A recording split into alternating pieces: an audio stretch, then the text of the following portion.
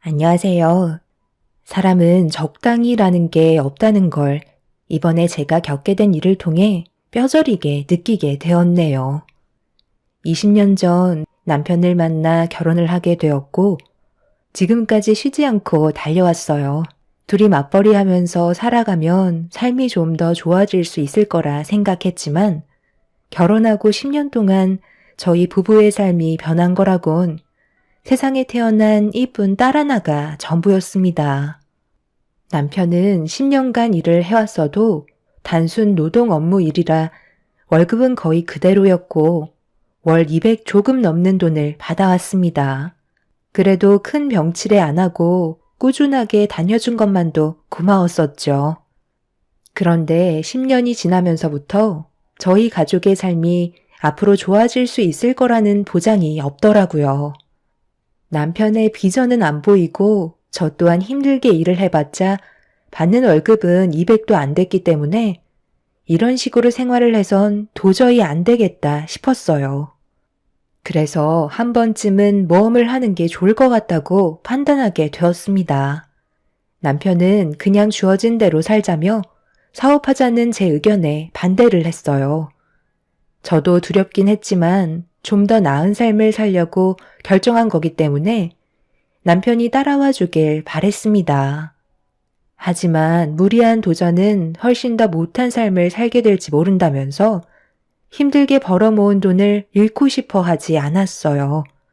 남편은 결국 절대 아니라고 제 의견을 무시했고 시부모님께서도 제가 사업을 하려고 계획 중이라는 말에 심기가 불편해지셨는지 저희 부부를 시댁으로 부르셨어요. 남편은 사업을 해본 적도 없고 남들처럼 잘 될 수 있을 것 같다는 보장도 없기 때문에 무조건 실패하게 될 거라며 부정적인 반응을 시부모님께 계속해서 표현했습니다.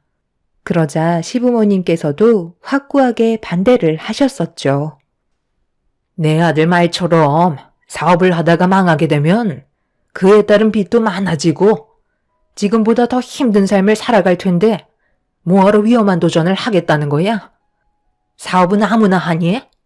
네가 아무리 시간을 가지고 계획을 했다 한들 남들은 너처럼 똑같은 생각을 안 해봤겠어? 너 머릿속에 있던 사업들은 남들이 벌써 시작을 했을 테고 자금도 충분치 않아서 대출도 많이 해야 되는데 10년간 힘들게 벌어모은 돈을 한순간에 날리고 싶은 거니? 너희들의 인생을 갈아 넣은 10년인 거야.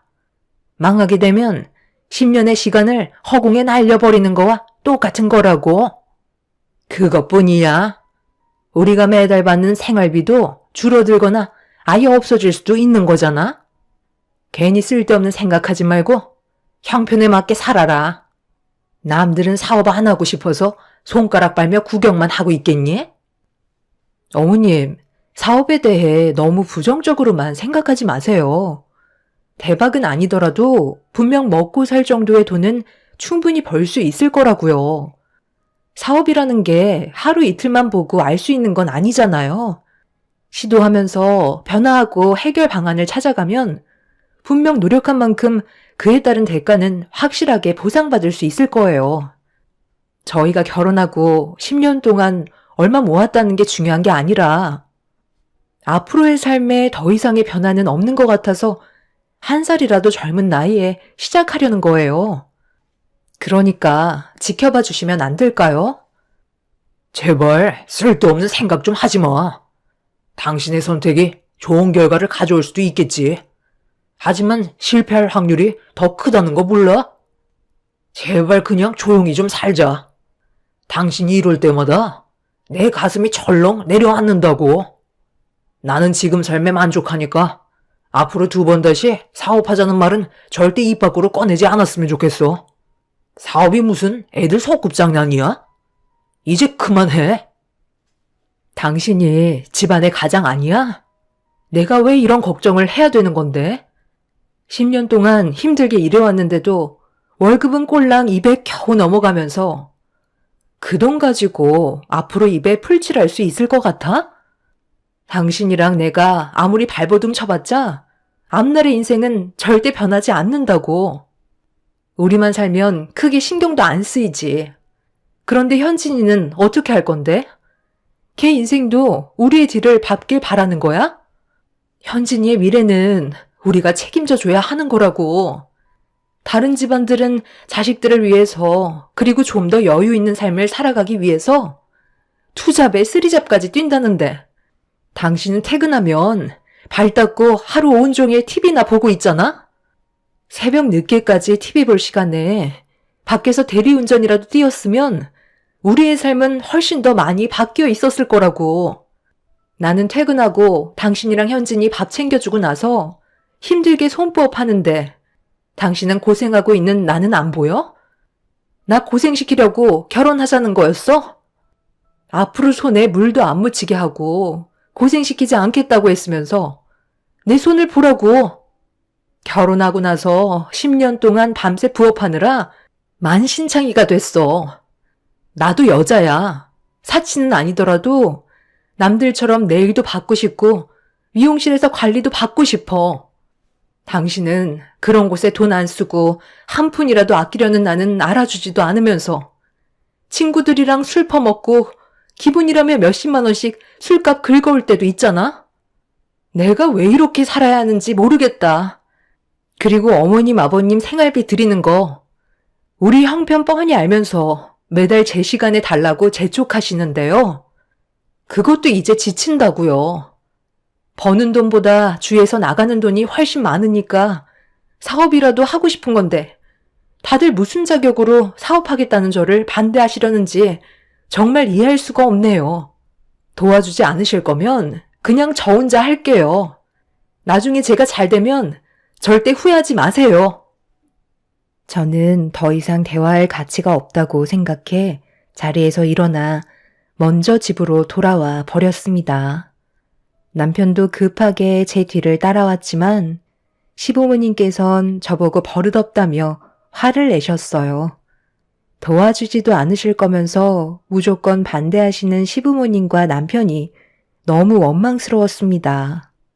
그리고 오히려 이런 상황들이 저를 더 자극했는지 사업에 대한 갈망은 점점 더 커졌습니다. 결국 이 일로 저희는 부부싸움까지 번지게 되었고 제가 고집을 꺾지 않자 끝까지 반대를 하던 남편은 결국 저에게 두 손 두 발을 들었고 제가 계획하고 준비했던 사업을 겨우 시작할 수 있게 되었습니다. 남편과 시부모님께서는 무조건 망한다며 부정적인 반응을 나타냈지만 저는 그런 걱정에 초장부터 겁을 내지 않았어요. 무조건 잘 될 수 있을 거라는 희망을 가지고 정말 열심히 뛰었습니다. 남편도 집안이 망하면 안 되기 때문에 마지못해 저를 도왔지만 저희 사업이 일어날 때까지 생활비를 대폭 줄이게 되자 시부모님께서는 이런 부분에 대해 상당히 큰 불만을 가지고 계셨어요. 반대로 저희 부모님께선 자식의 사업이 잘 되길 바라시는 마음에 매일 저희 사업장에 찾아와 주셨고 제 딸 현진이도 돌봐주셨습니다. 같은 부모이지만 너무나 다른 두 부모를 볼 때면 시부모님의 행동들은 정말 마음에 들지 않았죠. 돈을 바라시면서 저희 사업에 도움을 준 적은 단 한 번도 없었으니까요. 저는 사업에 성공하기 전까지는 일단 시부모님과는 거리를 두었고 그렇게 앞만 보며 달려갔는데 예상했던 대로 처음에는 부딪히게 되는 여러 가지 돌발 상황들이 많았어요. 하지만 하나하나 풀어나가다 보니 그런 돌발 상황들이 저에게는 경험이 되었고 대처할 능력까지 갖추게 되었습니다. 남편도 사업이 시작된 이후부턴 정말 열심히 일을 도와줬어요. 그렇게 몇 년간은 매출이 많이 나오진 않았지만 그래도 남편과 제가 둘이 벌어 모으는 돈보다 조금 더 많이 벌 수 있었습니다. 그렇게 한 단계씩 밟아 나가다 보니 어느새 저희 사업도 안정적으로 자리를 잡아가게 되면서 생활에도 여유가 생기기 시작했어요. 처음엔 남편과 시부모님께서 제가 계획한 사업에 대해 부정적으로 생각했지만 실패하지 않고 꾸준히 성장하는 모습을 보여주니 더 이상 불만의 목소리는 나오지 않았습니다. 하지만 또 다른 문제가 저를 많이 힘들게 했어요. 돈이 벌리는 만큼 시부모님과 남편이 바라는 것도 많아졌고 돈의 씀씀이도 더욱더 커지게 되었죠. 우리 이제야 겨우 자리 잡았어. 5년 동안 힘들게 일궈온 사업이고 앞으로 어떻게 될지 아무도 모르는데 당신이 부리는 사치의 비중이 너무 크다고 생각되지 않아? 5년 전이나 지금이나 우리는 조금도 변해서는 안 된다고. 그러다 실패하는 사람들이 얼마나 많은 줄 알아? 월급 받았을 때보단 조금 더 여유 있게 쓸 수는 있겠지만 아무런 계획 없이 무턱대고 사치를 부리는 건 오히려 독이 될 게 뻔하다고. 그러니까 앞으론 내가 주는 만큼만 쓰는 게 좋을 것 같아. 당장 내일이 어떻게 될지도 모르는 상황 속에 한 푼이라도 아껴서 앞으로 사업에 대한 투자를 더 해야 되는 게 나는 옳다고 생각하기 때문에 당신이 부리는 사치를 더 이상 두고 볼 수 없어. 내 말 무슨 뜻인지 알지? 우리가 아직은 마음 놓고 있을 때가 아니라는 거야. 우리 사업에 많은 사람들의 입이 달려 있다고. 저번 달보다 200만 원 더 쓴 거 가지고 엄청 보라고 그러네. 열심히 일한 만큼 돈 좀 쓰겠다는 건데 뭐가 그렇게 잘못됐어? 내가 그동안 놀고 먹기만 했어? 나도 이 사업을 키우기 위해 발에 땀이 나도록 뛰어다녔다고. 그러니까 이 정도는 당연히 써야 된다고 생각하는데? 원래 법만큼 써야 되는 거야. 세상 떠날 때 싸들고 갈 것도 아닌데? 잘 나갈 때 그동안 못 해봤던 것 좀 해보겠다는 건데 내가 잔소리까지 들어야 할 이유는 없잖아. 그리고 우리 부모님 생활비 좀 올려줘. 월급 받으면서 드렸던 생활비에서 너무 조금 올려줬다고 맨날 전화하셔서 하소연을 하신다. 내 어깨도 좀 올려줘야 하지 않겠어? 벌써 다 쓰셨다는 거야? 생활비 드린 지 얼마나 됐다고 또 올려달라는 건데. 당신이 뭘 모르나 본데 매달 드리는 생활비 외에 나한테 추가적으로 요청하시는 돈도 있으시다고. 힘들게 돈을 벌어봤자 뭐해? 불필요한 곳에서 전부 다 나가면 월급 받아서 생활할 때와 별반 차이가 없는 거잖아. 우리 사업이 평생 잘 될 거라는 보장도 없는데 다들 왜 이렇게 돈을 못 써서 안달인 거야?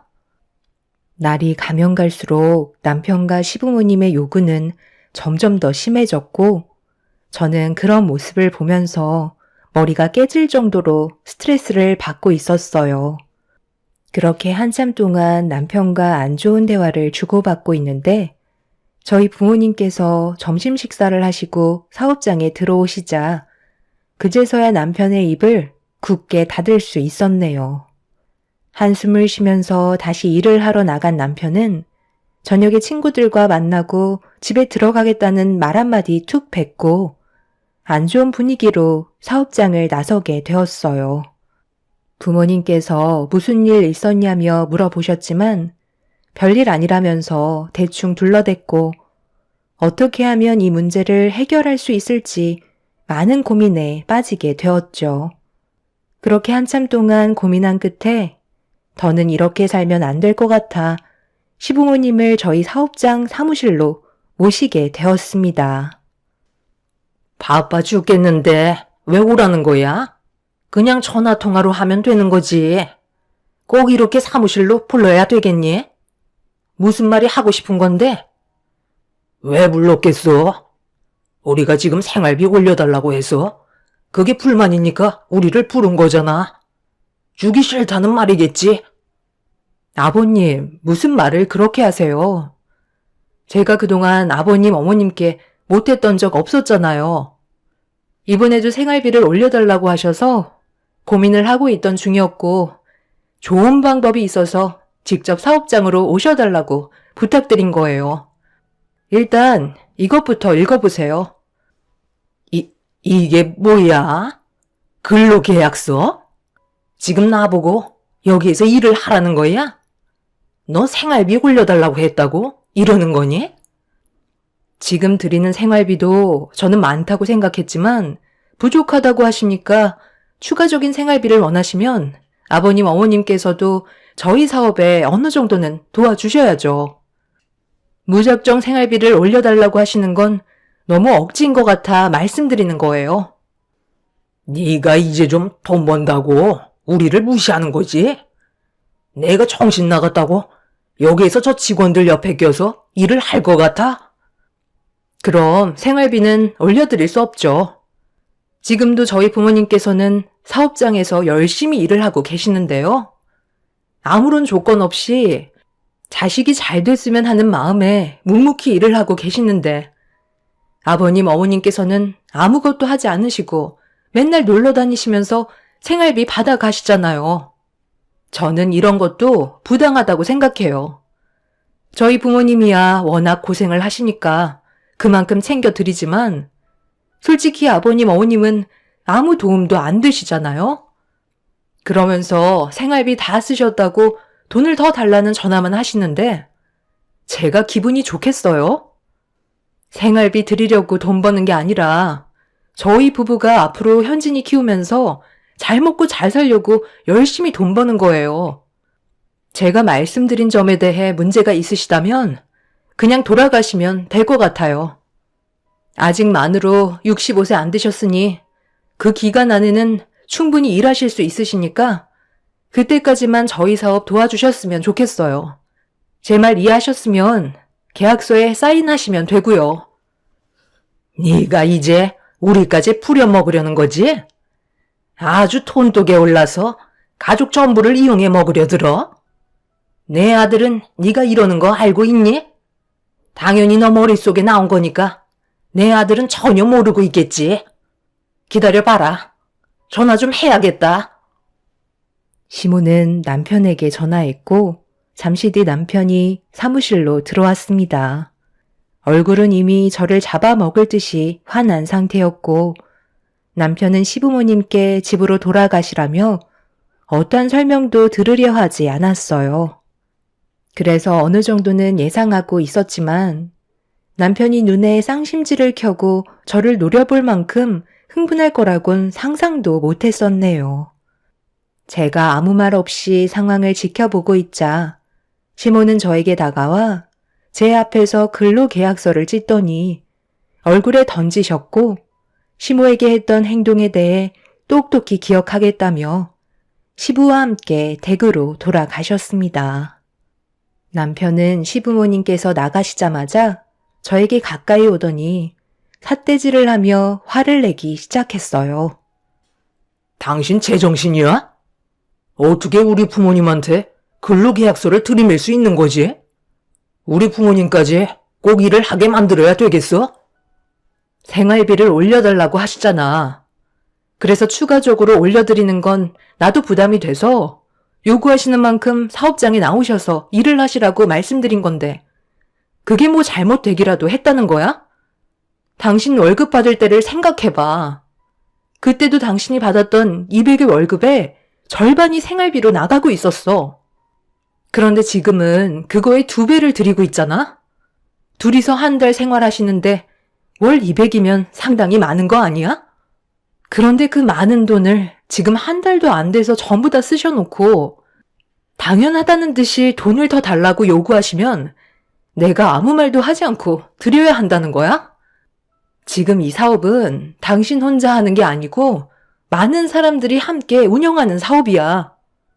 그렇기 때문에 돈 쓰는 것도 항상 신중해야 되는 건데 놀고 먹는 거에 쓰는 돈을 흥청망청 쓰면 내가 그걸 보고만 있어야 하는 건 아니잖아? 나도 더 이상은 못 참겠어. 아직 충분히 일을 하실 수 있는 연세시니까 앞으로 생활비 타서 쓰시려면 사업장에 나오셔서 몇 시간만이라도 도와주시라고 전해드려. 그리고 지금 드리는 생활비의 절반으로 다시 줄일 거야. 그걸 왜 당신이 판단하는 건데? 나도 여기 공동 사장이야. 내 지분이 없는 것도 아니잖아? 내가 이러려고 당신 밑에서 힘들게 일을 하고 있는 줄 알아? 벌 만큼 벌었으면 우리도 이제 돈에 구속받지 않고 살면 되는 건데 뭐가 그렇게 힘든 거냐고. 우리 부모님한테 드리는 생활비 줄이기만 해봐. 그땐 나도 그냥 넘어가지 않을 거야. 그리고 두 번 다시 우리 부모님한테 근로계약서 내밀지 마. 알겠어? 장인 장모님께서는 그냥 자의적으로 도와주시는 거지. 우리 부모님은 그런 게 싫다고 하시잖아. 남편은 제 말뜻을 이해하지 못했고 자기 앞에서 시부모님 무시한다며 사무실이 떠나갈 정도로 목소리를 높였습니다. 그날 이후 남편과 저는 점점 더 갈등의 골이 깊어지면서 안 좋은 관계로 흘러가기 시작했고 저희 부부는 다투게 되는 일도 점점 더 많아졌습니다.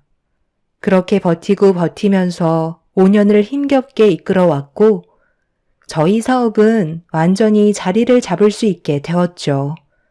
남편과 저는 어느새 부부 관계가 아닌 비즈니스 관계처럼 되어버렸고 일적인 대화 외에는 아무 말도 주고받지 않았습니다. 남편과 함께한 20년의 세월 동안 저는 가족을 위해 정말 열심히 살아왔었는데 남편과 시부모님은 그런 저에게 항상 불만만 많았어요. 저도 이런 생활들이 이젠 점점 지치게 되었고 앞으로 어떻게 살아가야 할지 또 다른 고민을 하게 되었죠. 그런데 어느 날 저희 회사와 꾸준하게 거래를 해오던 다른 회사의 대표님께서 갑자기 전화를 주셔서 받게 되었는데 대표님의 말에 저는 너무 충격을 받아 아무 말도 할 수가 없었어요.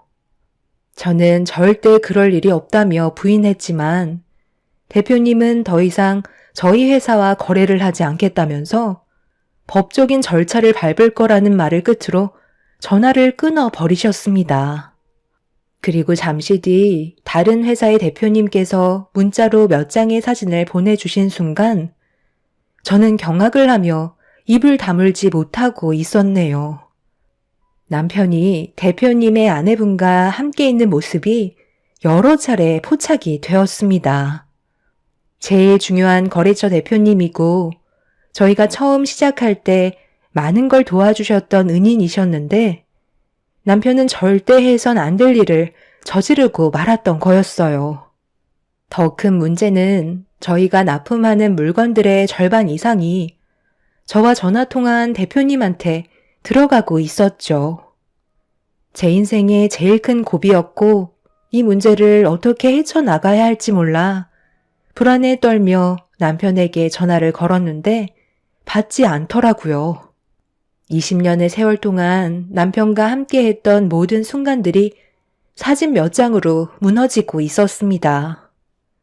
끝까지 전화를 받지 않던 남편을 만나기 위해 그날 일정이 어디로 잡혔는지 확인한 뒤에 차를 타고 출발하고 있는데 전화를 끊으셨던 회사 대표님께서 사진 한 장을 더 보내주셨어요. 확인을 해보니 어느 한 모텔이었고 저보고 직접 두 눈으로 확인을 해보라는 말에 온몸을 떨며 사진 속에 있던 모텔로 향하게 되었습니다. 그렇게 모텔에 도착한 저는 문을 두드리면서도 그 안에는 남편이 아닌 다른 사람이 있을 거라고 믿고 싶었어요. 가정을 깰 정도로 간이 큰 사람은 아니라고 생각했었죠. 그런데 문이 열리는 순간 제 앞에 얼굴을 내민 사람은 충격적이게도 남편이었고 목욕 가운을 걸치고 있었습니다.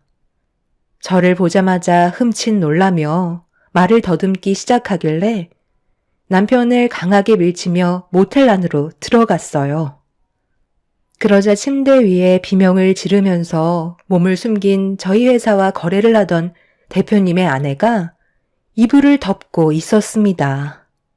저는 참을 수 없는 분노를 표출하게 되었고 인정사정 볼 것 없이 그 여자의 머리채를 잡아 마구잡이로 흔들어 버리게 되었네요. 제가 정신 나간 여자처럼 난리를 치자 남편은 제 팔을 잡더니 강하게 밀쳤고 남편의 힘을 버티지 못한 저는 바닥에 털썩 주저앉고 말았습니다. 넘어진 저를 내려보던 남편은 침대에 눈물을 흘리고 있던 대표님의 아내의 헝클어진 머리를 정리해주면서 저를 노려보더니 이왕 이렇게 된 거 저와의 관계를 정리하고 다시 새롭게 시작하고 싶다는 말을 꺼냈습니다. 어떻게 당신이 나한테 이럴 수 있는 거야? 내가 그동안 뭘 잘못했길래 힘들게 싸운 가정을 한순간에 무너뜨릴 수 있어? 뭐기엔? 당신은 재활용도 안 되는 폐기물이지. 돈 좀 벌었다고 그동안 나와 우리 부모님을 무시했잖아. 그리고 당신은 나를 남편으로 생각하지도 않잖아. 그냥 회사에서 일을 해주는 사람으로밖에 생각하지 않는데 내가 왜 당신 옆에 붙어 있어야 하지? 나는 매일 아침 눈 뜨면 당신 얼굴 보는 게 제일 역겹고 이런 식의 삶을 더 이상 살고 싶지 않아. 이런 내 마음의 상처를 위로해준 사람은 지금 내 옆에 있는 경혜 씨밖에 없어. 내가 살아야 할 이유를 경혜 씨가 알려줬고 그래서 우리는 앞으로 함께 하기로 했으니까 당신은 그 잘난 사업이나 하면서 잘 먹고 잘 살면 되겠네. 어차피 걸린 거 위자료는 주겠지만 사업은 나한테도 지분이 있으니 내가 그동안 쏟았던 시간만큼 가져가도록 할게. 최대한 빠른 시일 내에 이혼해줬으면 좋겠어. 어떻게 이런 말도 안 되는 일을 할 수가 있는 거지? 당신이 이러고도 사람이야? 우리 딸 현진이가 받을 상처는 생각 안 해? 현진이도 이제 어린 나이 아니잖아. 당신이랑 나와의 관계가 안 좋다는 것도 이미 알고 있을 테고 이혼한다고 해서 그게 충격받을 나이는 이미 지났다고 생각되는데 어차피 우리는 더 이상 희망이 없잖아. 당신도 그걸 느끼고 있지 않았어? 나는 항상 당신이랑 좋은 관계를 유지하려고 노력했고 내가 부족한 게 있는 것 같으면 당신한테 맞춰주려고 정말 많이 신경 썼는데 그런 나를 조금도 이해해주지 않았다는 거네. 언제부터인가 곁을 주지 않더니 결국 이런 이유 때문에 나를 멀리했던 거야? 당신이 생각한 그대로야. 어차피 이제 와서 숨겨봤자 뭐하겠어? 볼일 끝났으면 이제 나가줄래? 우리는 해야 될 거 마저 끝내야 되거든. 남편의 마지막 말에 저는 자리에서 일어나 남편의 양뺨에 손을 올려붙였고 더러운 몸으로 절대 집에 들어오지 말라며 난리를 친 뒤 모텔에서 빠져나왔습니다. 제가 문을 나서자마자 남편은 모텔 문을 걸어 잠갔고 그 소리를 들었을 때 하늘이 무너지는 것처럼 제 마음은 밑바닥으로 내려앉고 말았네요. 그날 회사로 돌아갈 수 없었던 저는 집으로 돌아가 남편의 물건을 하나도 빠짐없이 전부 다 내다 버렸고 이런 모습 딸에게 보여주고 싶지 않아 그날은 친정으로 보내게 되었어요. 그렇게 한참 동안 집안에 있던 남편의 물건을 하나도 빠짐없이 내다 버리는 사이 남편이 볼 일이 끝났는지 집으로 왔더라고요. 가만히 생각해보니까 회사의 지분은 내가 더 많지 않아? 솔직히 당신이 뭘 했는데 두 발로 뛰는 건 내가 거의 다 하지 않았어? 그래서 무슨 말이 하고 싶은 건데? 내가 힘들게 일건 회사를 가져가겠다는 거야? 당신 정말 아예 밑바닥까지 보여주는구나. 어차피 오토로 돌리면 알아서 돈 나오는 회사를 내가 굳이 당신한테 넘길 필요는 없다고 생각하는데 당신이 뭘 안다고 그래. 당신은 절대 해선 안 될 선택을 해서 지금 얼마나 심각해졌는지 몰라? 여태껏까지 힘들게 일해서 20억 자산가 만들어줬더니 돈이 눈앞에 보이니까 이제 막 나가도 된다는 거야? 이 회사는 내가 끝까지 지킬 거니까 당장 나가! 남편은 회사를 절대 넘기지 않겠다면서 저보다 더 크게 난리를 쳤고 결국 남편과 저는 몸싸움까지 벌어지게 되었어요. 이미 통제력을 잃어버린 저는 입에 거품을 물며 남편에게 달려들었어요. 남편은 정신이 나가버린 저를 보고 당황했는지 회사에서 다시 얘기하자며 급하게 도망을 치고 말았죠. 제 인생 20년의 세월이 한순간에 허공으로 날아가는 날이었고 그렇게 욕심이 많았던 저는 더 이상 아무것도 하고 싶지가 않았습니다. 결국 삶의 목표를 완전히 잃어버렸던 저는 다음날 회사 사람들과 회의를 할 때 모든 걸 남편에게 위임하겠다며 공동대표 자리에서 내려오게 되었습니다. 부모님께선 무슨 일이냐고 난리가 나셨고 직원들 또한 웅성거리고 있었지만 더 이상 제가 버틸 수가 없었어요. 더는 아무 말도 하고 싶지 않았고 쉼없이 달려왔던 저는 모든 걸 내려놓고 싶을 뿐이었네요. 그렇게 남편과 이혼을 선택하게 되면서 모든 사실을 알게 된 저희 부모님께선 남편의 멱살을 잡고 엄청난 소란을 일으키셨지만 바뀌는 건 아무것도 없었습니다. 제 딸 또한 엄청난 충격을 받았는지 2번 다시 아빠의 얼굴을 안 보겠다며 눈물을 쏟아내었어요. 10년간 함께했던 회사에 제 삶이 고스란히 묻어있던 그곳에서 저는 나오게 되었고 남편은 제가 앉았던 자리에 상간녀를 앉혔습니다.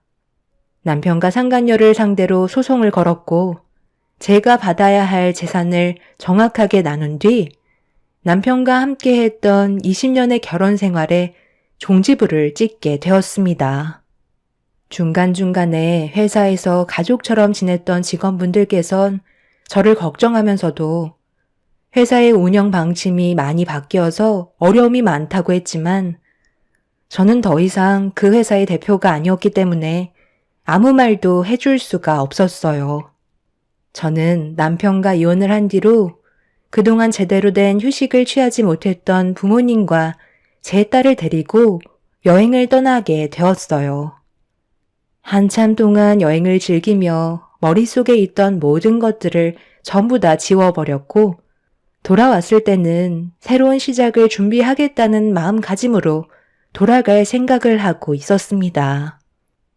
그렇게 한참 동안의 휴식을 끝낸 뒤 기억하고 싶지 않은 이 동네에서 벗어나 새로운 지역으로 이사를 가려고 준비를 하고 있었는데 어느 날 시부모님께서 저희 집에 찾아오셨어요.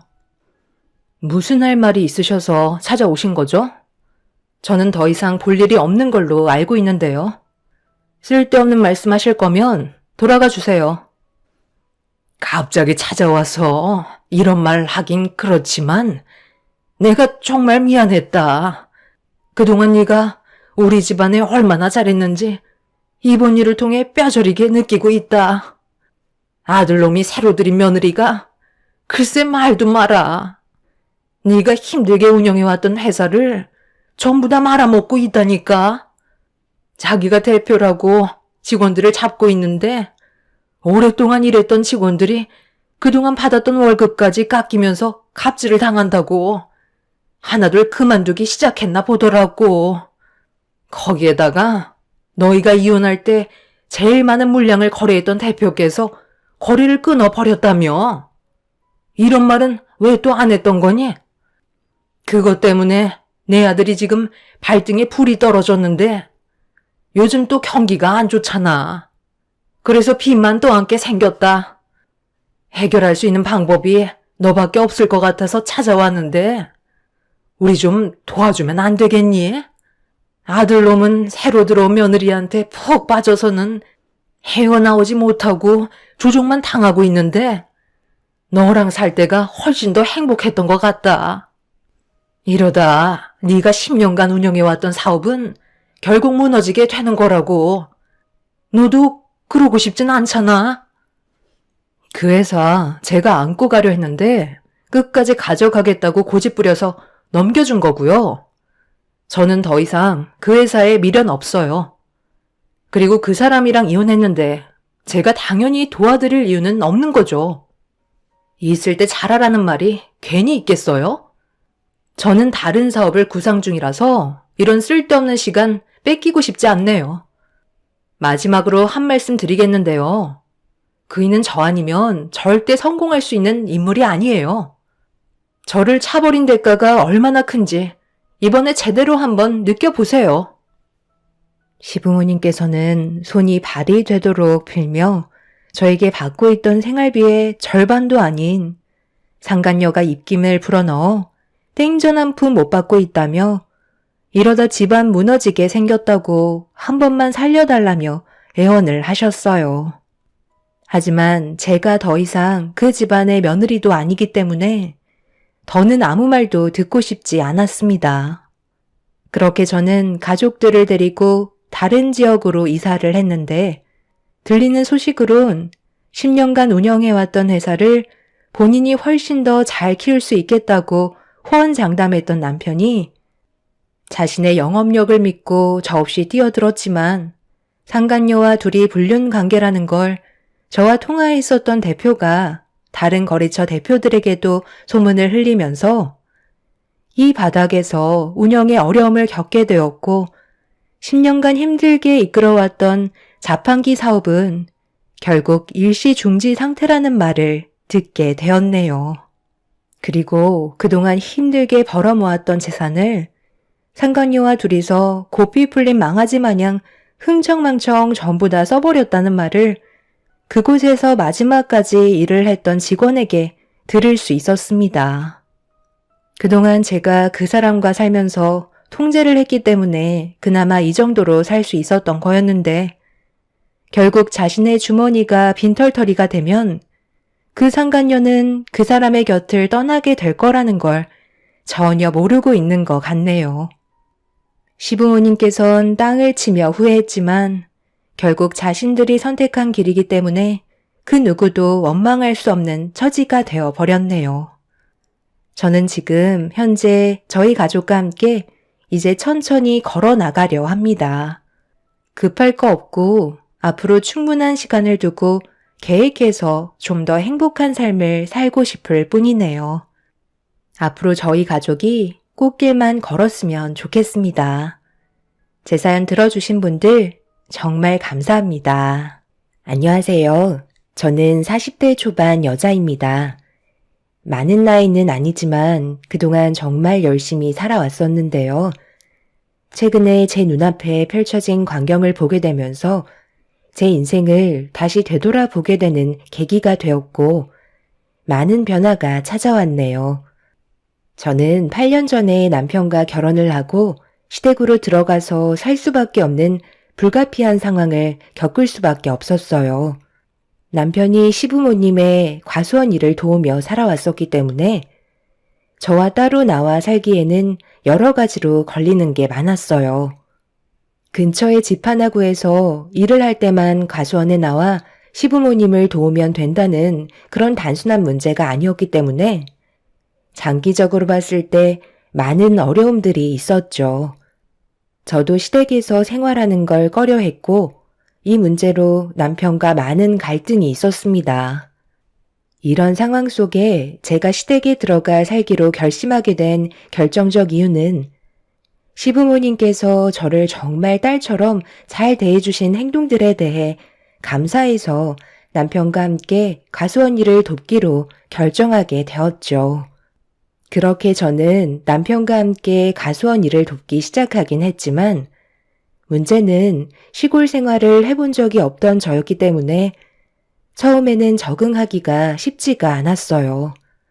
그러다 보니 저도 모르게 꽤 오랜 기간 동안 우울증이 찾아오고 말았네요. 시부모님과 남편이 옆에서 힘들어하는 저를 관심 가져주고 옆에서 많은 노력을 해주신 덕분에 힘겹게 이겨낼 수 있었고 어느새 저도 자연스럽게 가수원집 며느리가 돼 있었습니다. 그렇게 정신없이 시부모님을 도우면서 시댁 생활을 하던 도중 저에게는 이쁜 아이가 둘이나 찾아왔고 그렇게 많은 사랑을 받으며 몇 년간은 정말 잘 지내왔었어요. 처음에는 정말 힘들었지만 그래도 시간이 지나다 보니 시댁에 들어오기로 결정 내린 게 좋은 선택이었다고 느낄 수 있었습니다. 아이들한테도 자연은 도심에서 배우지 못하는 많은 것들을 접할 수 있었고 건강하게 잘 자라고 있는 아이들을 보며 너무 행복했었어요. 그런데 어느 날 가수원 일을 하다가 시부께서 갑자기 뒷목을 접고 쓰러지셨고 급성 뇌출혈이 찾아오셔서 너무 갑작스럽게 세상을 떠나시고 마셨습니다. 그때도 넓은 가수원에 흩어져서 작업을 하고 있었는데 원래 시모가 시부 옆에 항상 붙어서 일손을 도왔었지만 그날 하필 시모가 다른 볼일이 있으셔서 시내에 나가셨었고 무리하게 일을 마무리하시려다가 혈압이 오르셨는지 멀리에서 일을 하던 남편은 쓰러지신 시부를 발견하지 못했고 돌이킬 수 없는 상황이 오고야 말았죠. 뒤늦게 시부를 발견한 남편이 구조대에 연락을 취해 응급조치를 취했지만 시부는 돌아오지 않으셨고 때마침 볼일을 끝내고 돌아오신 시모는 양손에 들고 계셨던 물건을 떨어뜨리시곤 그 자리에 주저앉아 오열을 하셨네요. 바닥으로 떨어진 건 다름 아닌 매번 시부의 건강을 위해 챙겨드렸던 장어즙이었어요. 그날도 어김없이 시간 맞춰 찾으러 가셨다가 예상치 못한 일이 발생이 되었던 거였죠. 그때부터 한동안 시댁 집안은 정상으로 회복되는데 상당히 오래 걸렸었고 시부가 세상 떠나신 이후부터 시모의 성격 또한 많이 변하셨습니다. 완전히 다른 사람으로 변하신 시모의 모습이 저희 부부는 적응을 하지 못할 정도로 정말 힘들었었어요.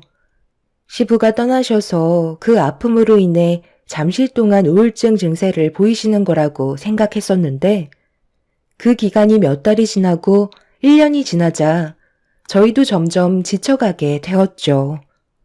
어떤 위기가 찾아와도 가족은 서로 뭉치고 헤쳐나가다 보면 빛이 보인다는 말을 들었기 때문에 저희도 어려운 상황을 이겨내면 분명 좋은 결과가 찾아올 거라 믿고 있었죠. 하지만 시모는 노력하고 있는 저희를 봐주려 하지 않았어요. 시모의 눈에 거슬리는 행동을 보인다면 무조건 짚고 넘어가셨어요. 그러다 보니 저도 조금씩 불만을 털어놓고 말았죠. 너는 어떻게 된 게 우리 집안 며느리로 들어온 지 벌써 7년이 넘어가는데 아직도 집안일이 이렇게 서툴러서야 되겠니? 도대체가 조금도 바뀌지가 않아. 처음에는 시골 생활을 안 해봤기 때문에 시간이 지나면 괜찮아질 줄 알았는데 우리 집에 처음 들어왔을 때나 지금이나 그대로면 내가 화가 안 나겠어? 애만 싸지르면 다 넘어갈 거라 생각하는 건 큰 오산이다. 맨날 애 핑계 대면서 과수원 일은 전혀 안 하려 들잖아? 빨리 나가서 우리 아들 일손 도와주지 못해? 어머님, 저 지금 애들 씻기고 있었잖아요. 제가 하루가 모자랄 정도로 얼마나 바쁜 줄 아세요? 때 되면 밥 차려야 되고 애들 씻기고 집안일까지 전부 다 한 다음 남은 시간 과수원에 나가서 모자란 일손 돕고 들어오는데 어머님은 아버님 세상 떠나시고 과수원 일에는 손가락 하나 까딱하지 않으시잖아요. 그래도 시간 지나면 괜찮아지실 줄 알았는데 날이 가면 갈수록 어머님 히스테리 감당하기가 너무 힘들어요. 이제는 제발 다시 예전으로 돌아오셨으면 좋겠어요. 뭘 예전으로 돌아가? 너는 우리 집안의 며느리로 들어올 때부터 마음에 안 들었어. 그냥 내 아들 총각 만들기 싫어서 받아준 것뿐이야. 외국인이랑 결혼하는 것보단 그래도 대화가 통하는 한국인이랑 결혼하는 게 좋은 거니까 받아준 것뿐이라고. 그동안 좋게 얘기하고 잘 대해준 건 전부 다 너를 과수원으로 들이기 위해서였다. 그걸 아직까지 눈치채지 못한 네가 그만큼 멍청하다는 거야. 일 다 봤으면 세탁기 돌리고 빨리 나가서 일이나 해라. 어머님은 뭐 하시게요? 맨날 집에만 계시지 말고 이제 좀 바깥 바람 좀 쐬시고 동네 분들과 여행도 다니세요. 햇볕을 쬐지 못하니까 짜증만 늘어가시는 거라고요. 솔직히 저도 그렇고 그이도 참는데 한계에 도달했어요. 저한테 상처 주시려고 막말하셔봤자 소용없어요. 제가 생각보다 멘탈이 강하거든요. 시모는 저에게 어떻게든 상처를 주려 하셨고 그런 모습이 이골이 났던 저도 시모의 말에 반박하면서 불만 섞인 말투를 던지게 되었습니다. 시모는 그런 저를 보며 더욱더 크게 화를 내셨지만 아랑곳하지 않았어요. 그렇게 시모를 대하는 감정이 점점 안 좋은 쪽으로 위기가 흘러가면서 시모와의 대화에 목소리가 높아지는 걸 느낄 수 있었습니다. 이러다 언젠가 크게 터질 것 같은 불안한 느낌이 들었지만 저도 참는 데는 한계가 있어 결국 과수원에서 남편의 일손을 돕고 들어오다가 돌발 상황이 생기고 말았습니다.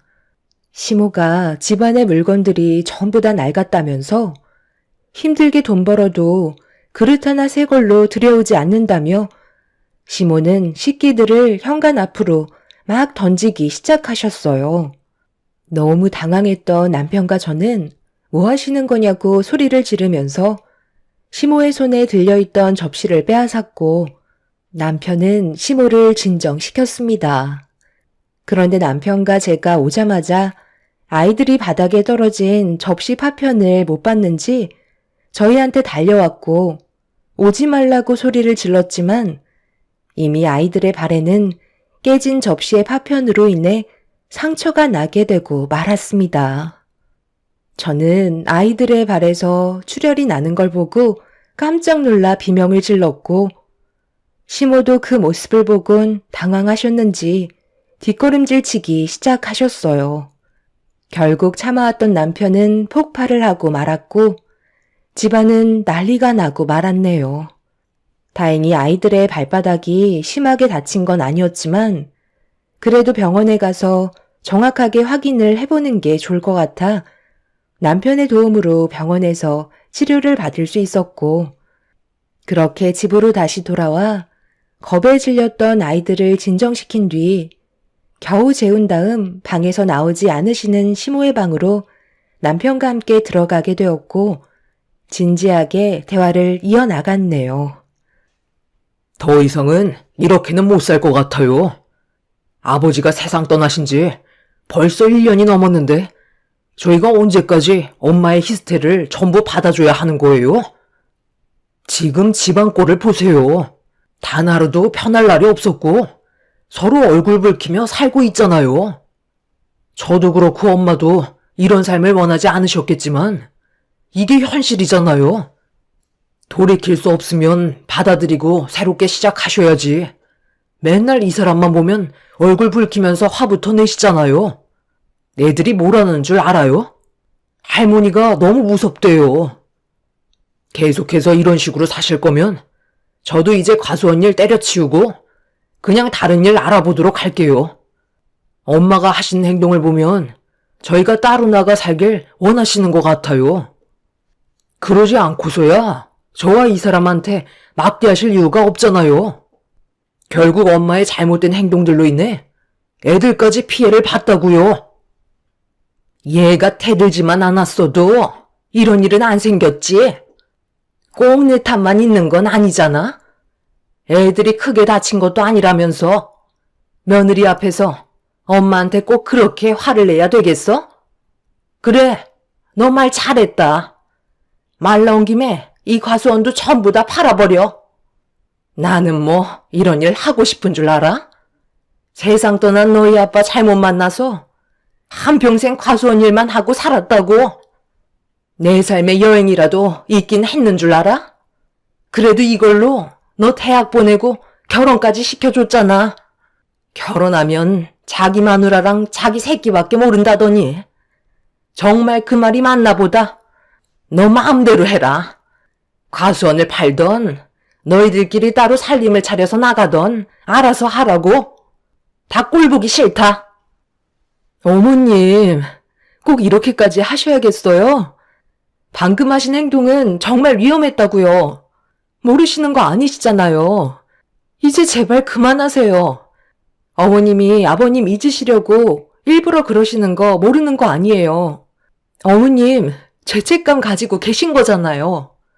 그때 시내를 가지 않고 아버님 옆에 계셨다면 지금쯤 살아 계셨을 텐데 어머님이 시내를 다녀오신 바람에 이런 일이 생기게 된 것 같아 괴로워하시는 거 몇 번이나 봤었다고요. 그런데 산 사람은 살아야 되잖아요. 저희랑 어머님 손주들 앞으로 어떻게 하시게요? 정말 이런 식으로 행동하시다가 우리 가족 전부 무너질지도 몰라요. 심하면 아버님 곁으로 갈지도 모르죠. 그런 걸 원하시는 건 아니잖아요. 제 말이 끝나자마자 시모는 오열을 하셨고 세상을 떠나신 시부에 대한 그리움을 온몸으로 괴로워하셨습니다. 저희는 그 모습을 묵묵히 바라만 보고 있었고 그날 이후 시모가 다시 예전처럼 밝은 모습으로 돌아와 주길 간절히 원했었죠. 하지만 저희의 기대와 다르게 시모는 조금도 변하지 않는 모습을 보여주셨습니다. 오히려 더욱더 난리를 치시는 바람에 저희는 한계에 다다르고 말았네요. 아이들이 옆에 있는데도 입에 담지 못할 온갖 막말을 퍼부으셨고 그런 모습을 지켜보던 남편은 정신적으로 문제가 생긴 것 같다면서 아무래도 병원에 입원하는 게 좋을 것 같다는 결정을 내리고 말았습니다. 그렇게 남편은 한참의 고민 끝에 시모에게 병원에서 치료를 받길 권했지만 남편의 말이 끝나기가 무섭게 정신적으로 전혀 문제가 없다면서 입원하는 걸 강하게 거부를 하셨네요. 이제는 하다하다 키워준 어미를 정신병원에 입원시키려 들어? 너희 아빠가 이 사실을 알았다면 가만뒀을 것 같아? 이제 네 마누라랑 살겠다는 거지? 무슨 말을 그렇게 하세요? 엄마의 상태가 점점 심각해지시니까 더 나빠지기 전에 해결 방법을 찾으려는 거잖아요. 저는 이런 결정이 좋아서 했겠어요? 어머님, 이제 그만 좀 하세요. 이 사람이 그동안 얼마나 많은 고민을 했는지 아세요? 오죽했으면 이런 결정을 내렸겠냐고요. 어머님만 변하시면 저희 가족 아무 문제 없어요. 저번에도 말씀드렸잖아요. 이제 털어버리고 저희와 새롭게 시작하자고 했는데 어머님은 오히려 그때보다 지금 더 난리를 치고 계세요. 나는 정신 멀쩡하고 지금 이대로 사는데 아무런 문제 없다. 한 번만 더 내 앞에서 병원에 입원하라는 둥 얘기하면 그땐 우리 모두 저 세상 갈 줄 알아. 남편이 정신병원에 입원하는 게 좋을 것 같다고 말씀드리자 시모는 절대 입원하지 않겠다며 집안의 물건들을 잡히는 대로 집어 던지셨고 그 모습을 묵묵히 바라보고 있던 남편은 계획대로 결국 시모를 정신병원에 입원을 시키고 말았습니다. 끝까지 가지 않겠다며 동네가 떠나갈 정도로 난리를 치셨지만 결국 시모는 입원을 하게 되셨고 그 모습을 지켜보던 남편은 주저앉아 오열을 하게 되었네요. 저 또한 마음이 너무 안 좋았지만 이렇게 하지 않으면 저희 가족에 더 큰 불행이 찾아오는 건 너무 당연했기 때문에 어쩔 수 없는 결정이었습니다. 그리고 남편은 그동안 평생 시부모님 밑에서 운영하던 과수원을 정리하고 한동안 시모가 예전의 모습으로 다시 돌아올 수 있게 할 수 있는 건 최선을 다해 도와드리기로 했었죠. 그렇게 열심히 병원에서 원하는 요구를 들어주었고 그렇게 시모가 하루라도 빨리 다시 예전처럼 좋아지길 간절히 원하며 정신병원에 면회를 하던 어느 날 시모께 저는 너무 큰 상처를 받고 말았네요. 걔가 글쎄 아직까지도 자기가 마음에 들어서 결혼 허락해줬는지 알고 있다니까요. 솔직히 처음 봤을 때부터 이건 아니다 싶더라고요. 얼마나 맹하게 생겼던지. 며느리로 들어오면 쉬지 않고 사고가 날 것 같아 정말 반대하고 싶었거든요. 그런데 왜 허락한 줄 아세요? 다른 건 몰라도 힘 하나는 좋아 보이더라고요. 제가 과수원 일을 하는데요. 무조건 체력이 좋아야 하는데 그거 하나는 봐줄만 하길래 어쩔 수 없이 허락을 하게 됐는데 그 선택이 평생을 후회하게 만들 거라곤 정말 몰랐네요. 힘 좀 쓸 줄 알았는데 전부 다 물살이라 근육은 하나도 없고 전부 다 지방이라서 속빈 강정이었다니까요. 시골에서는 생활해 본 적 없다고 애처럼 눈물을 찔끔거리는데 아유 얼마나 속 터지던지. 뭐가 힘들다고 우울증 약까지 복용하는 거 보고 복장 터지는 줄 알았어요. 그리고 결과적으로 저를 보세요. 며느리 하나 잘못 들어와서 결국 정신병원에 이 꼴로 입원하게 됐네요. 그동안 정말 힘들게 키운 자식이 나를 정신병원에 입원시킬 줄은 상상도 못했는데 이렇게 된 것도 며느리가 뒤에서 속삭거려서 저를 정신병원에 입원하게 만든 걸 거예요. 제가 왜 이걸 확실하게 알고 있냐면 저번에 하는 짓도 하도 마음에 안 들어서 한 소리 했거든요. 그러다 접시를 깨트렸는데 그걸 손주들이 밟아서 살짝 상처가 난 걸 가지고 앙심을 품고 저를 여기로 억지로 입원시켰네요. 어머님, 정말 너무하시네요. 꼭 그렇게까지 저를 나쁜 며느리로 만드셔야 속이 편하시겠어요? 여기 계신 분들이 무슨 잘못이 있다고 어머님이 하시는 말을 들어줘야 되는 거예요? 결국 본인 얼굴에 침 뱉는 행동이라는 거 모르세요? 병원에서 치료는 잘 받고 계시죠? 최대한 빨리 마음 추스르고 저희 예전처럼 웃고 살아요. 그렇지 않으면 어머님 평생 여기에 계셔야 한다고요. 그렇게 살고 싶지 않으시잖아요. 저희랑 같이 여행도 다니고 그동안 못 다니셨던 좋은 곳 구경 많이 시켜드릴 테니까 어머님이 가지고 계신 불만들이나 안 좋은 감정들 전부 다 털어내세요. 그렇지 않으면 함께 할 수 없다는 거 어머님도 잘 아시잖아요. 내가 왜 너랑 같이 살아야 되는 거니? 내 아들과 둘이 살면 몰라도 너랑은 절대 함께하고 싶지 않다. 무슨 뜻인지 이해하지? 나는 너를 며느리로 인정하지 않는다는 거야. 그리고 그 꼴 보기 싫은 얼굴 앞으로 안 봤으면 좋겠는데 언제까지 병원에 올 거니? 내가 제자리로 돌아가게 하고 싶으면 내 아들이랑 당장 이혼해라. 그럼 나도 심적으로 편해지고 앞으로 조용히 살아갈 수 있을 것 같다. 이거 아니면 앞으로 평생 네 면상 안 볼 거니까 생각 잘해야 될 거야. 시모와는 정상적인 대화가 불가능할 정도였어요.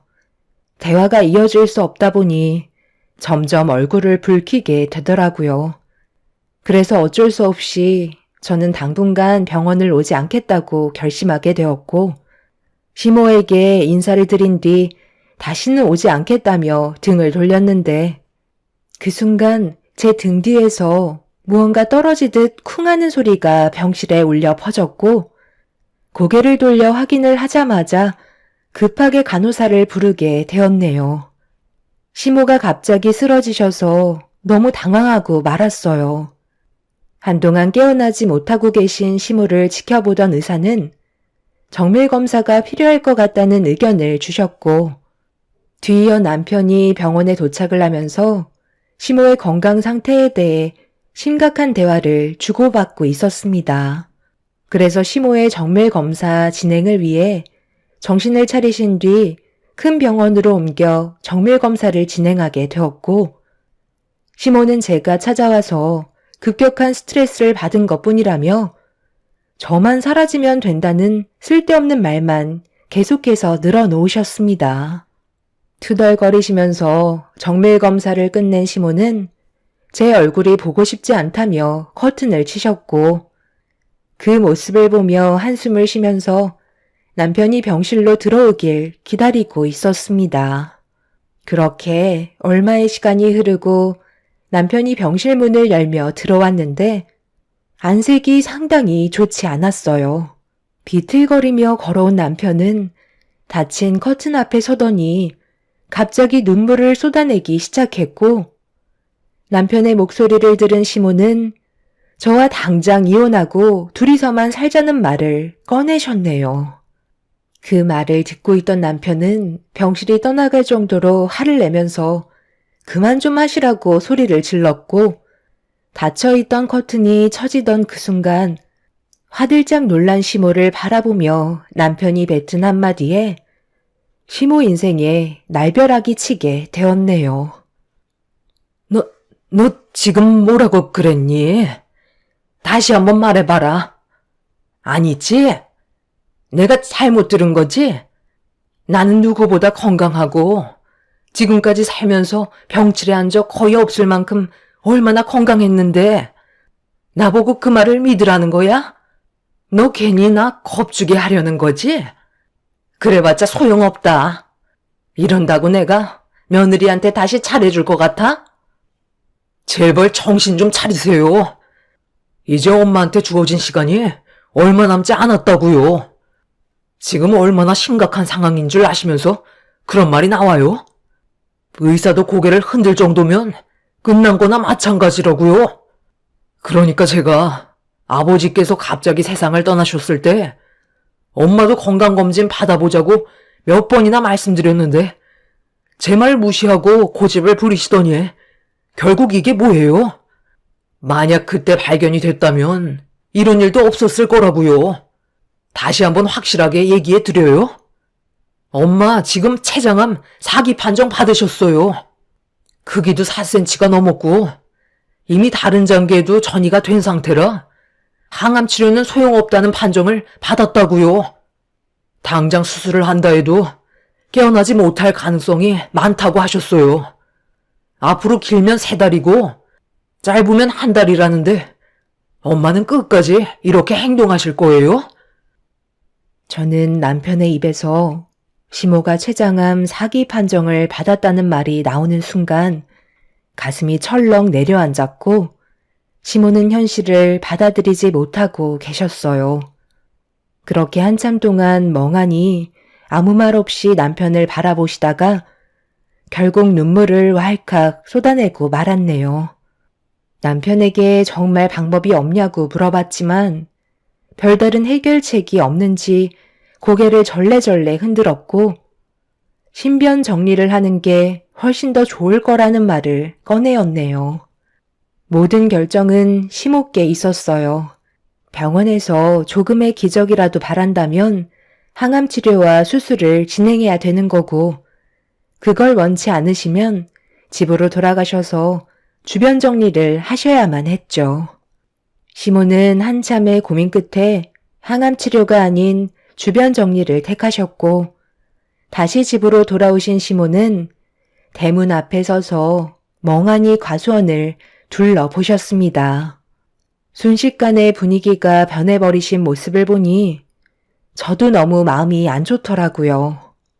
자신에게 주어진 시간이 얼마 남지 않았다는 걸 알았을 때 그때의 기분이 어떨지 저는 감히 짐작할 수 없지만 곁에서 시모의 모습을 지켜보는데 저도 모르게 눈물이 왈칵 쏟아져 내렸습니다. 불과 몇 시간 전까지만 해도 저를 잡아먹을 듯이 난리를 치시던 모습은 사라지셨고 온몸에 기력이 없어 보이셨네요. 누구나 한 번쯤은 마지막 순간을 경험하겠지만 그때가 오기 전까진 자신이 언제 세상을 떠날지 모르기 때문에 정신없이 살다 보면 어느새 까먹기 마련이죠. 지금의 순간을 감사하지 못한 채 현실을 부정적으로만 바라보신 시모는 많은 걸 후회하시는 것 같아 보였어요. 시모는 시부와 결혼을 하시고 한평생 과수원을 벗어나지 못하셨는데 집에 들어가지 않으시고 그동안 함께했던 많은 추억이 담긴 과수원을 묵묵히 걸으셨습니다. 그 전에는 잘 몰랐는데 혼자 외롭게 걷고 계신 뒷모습을 보니 너무 작아 보이셨고 한편으론 저희가 시모에게 너무했나 싶은 생각도 들더라고요. 한참 동안 남편과 저는 과수원을 걷고 계신 시모의 뒤를 천천히 따라가면서 함께했던 추억이 담긴 공간이 얼마나 소중했는지 다시 한번 느낄 수 있었습니다. 힘든 날도 많았지만 시부가 함께했을 때 서로 웃으며 행복했던 날들이 훨씬 더 많았기 때문에 저희 가족에겐 너무나도 소중한 공간이었어요. 시모는 그렇게 한참 동안 앙상한 가지만 남은 과수원을 걸으시다가 집으로 들어가셨습니다. 그리곤 거실에 앉으시더니 저희도 자리에 앉으라며 손짓을 하셨네요. 내가 그동안 너희들한테 많은 상처를 주고 못살게 굴었던 건 정말 미안하게 생각한다. 나도 그이가 세상을 떠난 뒤 정신적으로 너무 힘들다 보니까 여러 가지 복합적인 감정들이 너희들한테 표출된 것 같구나. 상처받는 거 뻔히 알면서도 내 괴로운 마음을 계속해서 숨기고 싶었다.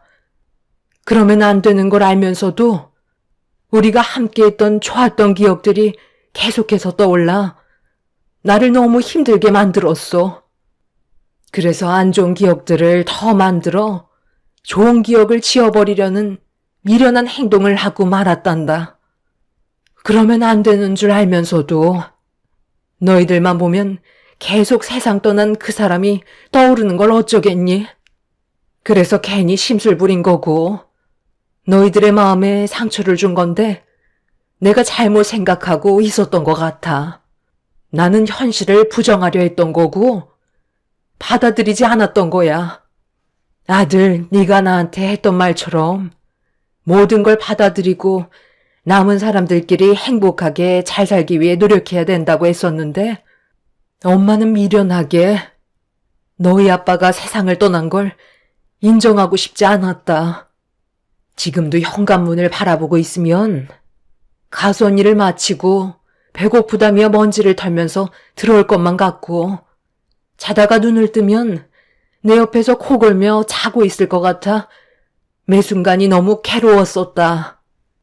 둘이서 여행 한번 제대로 가본 적 없었지만 그래도 서로 의지하며 살아왔었는데 평생 함께할 줄 알았던 내 짝을 잃게 되니 모든 게 무너져 내렸고 인정하고 싶지 않았던 괴로움들을 너희들한테 표출해서 너무 미안하다. 나도 이제 곧 그 사람을 따라가겠지만 남은 시간 조용히 지내다 가고 싶구나. 시모는 저희 부부에게 그동안 정말 미안했다고 마음을 털어 놓으셨어요.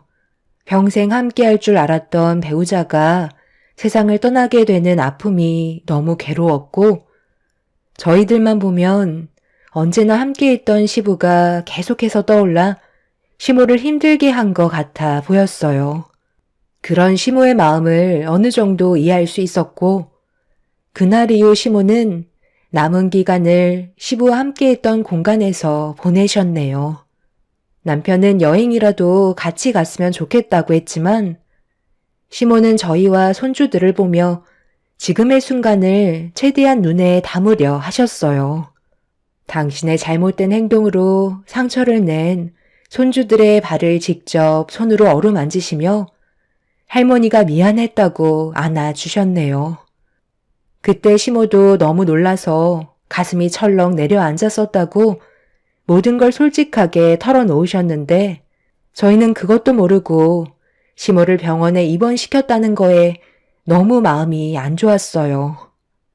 그렇게 서로 지난 과거의 행동들에 대해 후회하며 주어진 현실에 최선을 다했고 많은 추억을 남기기 위해 슬픈 얼굴보다는 웃는 얼굴로 서로를 대했어요.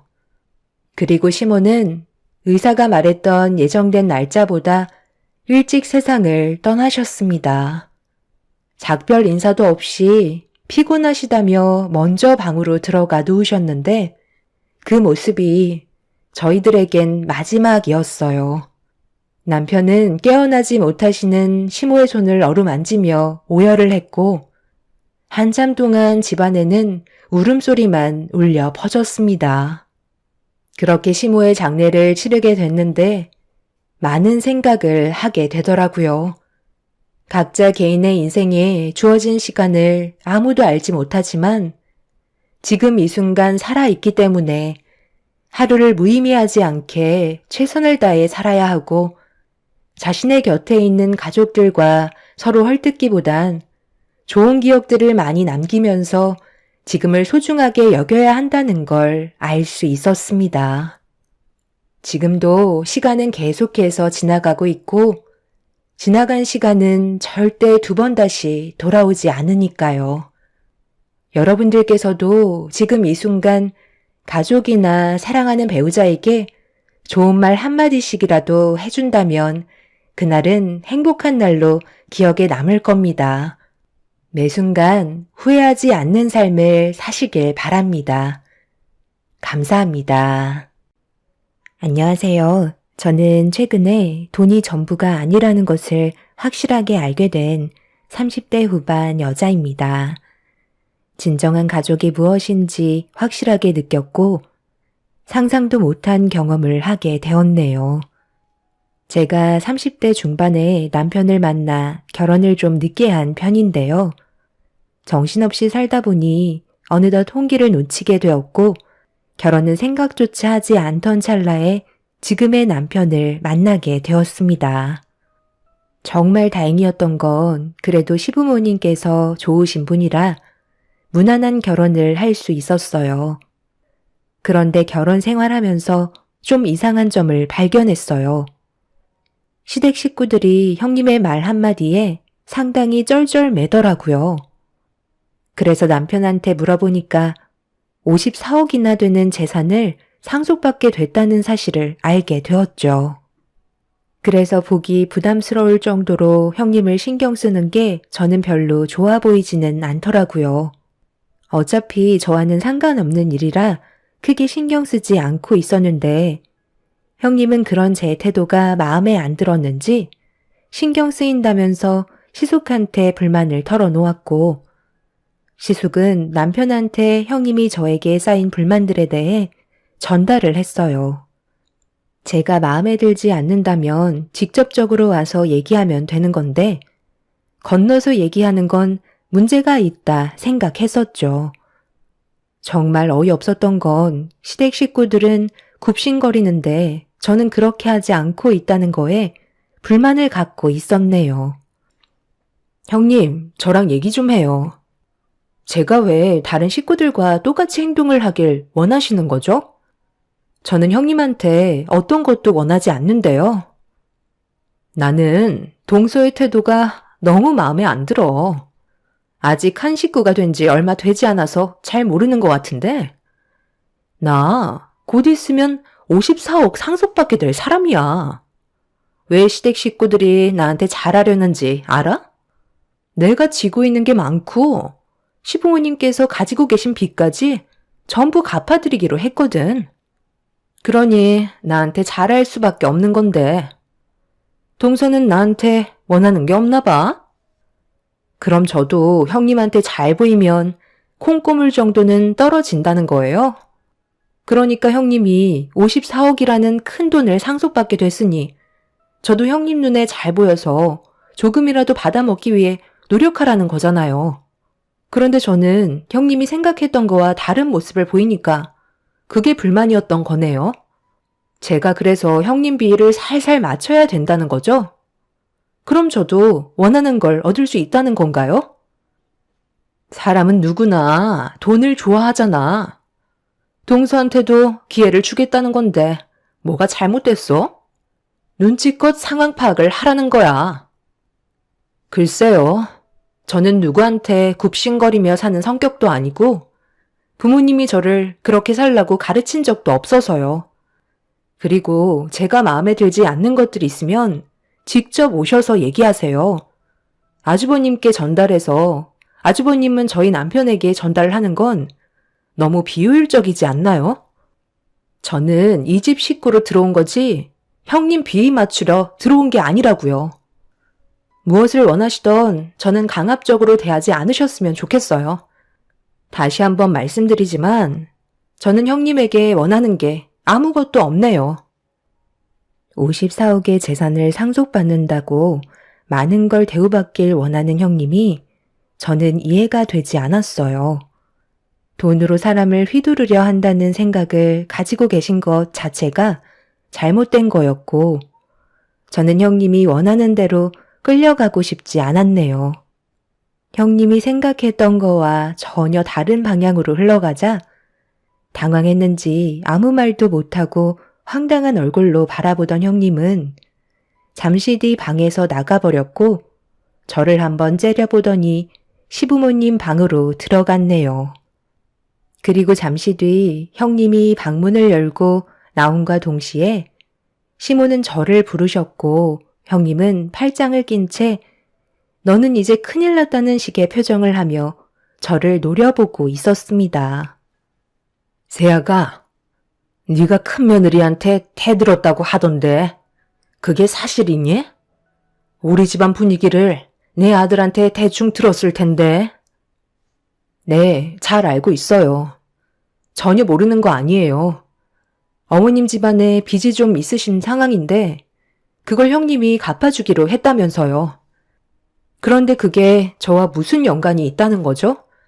저는 형님한테 대들지 않았고 당연한 제 권리를 얘기했던 것 뿐이에요. 저도 이 집의 똑같은 며느리고 뭐든지 공평한 대우를 받아야 된다고 생각해요.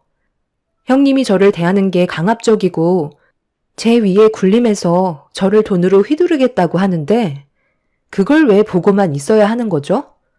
저는 형님한테 바라는 거 하나 없고 저희 집 못 사는 형편도 아닌데 굳이 굽신거리며 형님한테 다 맞춰야 할 필요는 없는 거잖아요.